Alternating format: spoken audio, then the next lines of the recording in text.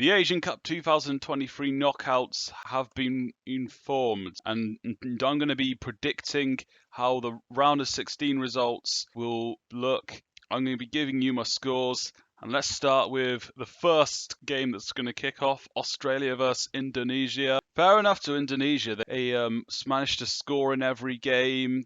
They've got this far, even though they relied a bit on Oman getting a bad result.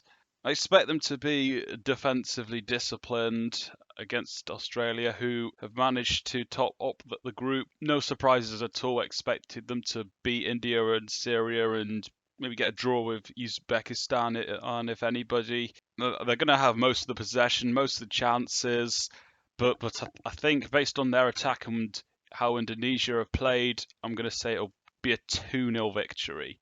So then let's go to Tajikistan versus UAE, the later game of the day. Tajikistan, it's all come down to that outwit on the last day to Lebanon. Aside from that, they've been okay in the rest of the group stage. And the UAE also have had an okay campaign. I think they could potentially start getting their campaign off if they get a win. Of course, they were dominated by Iran, but Iran also have some very good players. I think UAE should win this. I'm going to say it'll be a 2-0 win. And up next, we go to Iraq versus Jordan. Well, what Iraq managed to achieve was incredible. Now they've got potentially a great run to the semi-final. And they come up against Jordan, who started amazing. But then they kind of just blew an opportunity to top the group right at the end by losing to Bahrain. I'm expecting a good contest here. Both have shown what they can do against the big teams and can score goals as well. Of course, Bahrain scored 4 against Malaysia. Iraq had scored 3 against Indonesia and Vietnam. I am going to go with a 2-1 win to Iraq because I think Iraq are probably the better team right now, but I do think Jordan have enough to make this close, and Iraq themselves haven't kept a clean sheet. With that in mind, Jordan can definitely give it a good go and score some goals. Now let's go to the hosts, where they play Palestine. What an occasion this will be. Qatar, I think, have done well so far, even though their opposition has been pretty weak. Palestine, of course, managed to beat Hong Kong, win the game that they needed to do, and get a draw against UAE. They might make it close against Qatar, but I still would pick Qatar to go through. But I am going to go for 2-1. I think Palestine can potentially do something here, but they could maybe run Qatar close with Afif and sometimes Amos Ali. They should be winning. And Uzbekistan versus Thailand. Uzbekistan did as expected, but Thailand, impressive. The fact they managed to get draws against Oman and Saudi Arabia, and I thought they'd be the clear front runners to go through, but yeah, they've got this far without conceding a single goal. But I'm going to say that changes here. I'm going to say Uzbekistan win 2-0. And now let's go to Saudi Arabia versus South Korea. What a game this is. Saudi Arabia, they haven't exactly blown the competition they've played away so far. I mean, they should have got more against Kyrgyzstan. And South Korea, after starting great, they almost lost it against Jordan. And they let a win slip at home to Malaysia. So both managers are under pressure, Mancini and Klinsmann.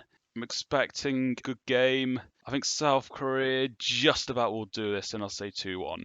And up next, we go to Japan as they play Bahrain. It's a matchup I actually had as Japan finishing first and Bahrain in third, but it's worked out in a very different way. Japan, like Iraq, haven't kept a clean sheet. Zion Suzuki definitely needs to step up because the competition behind him have one cap between them.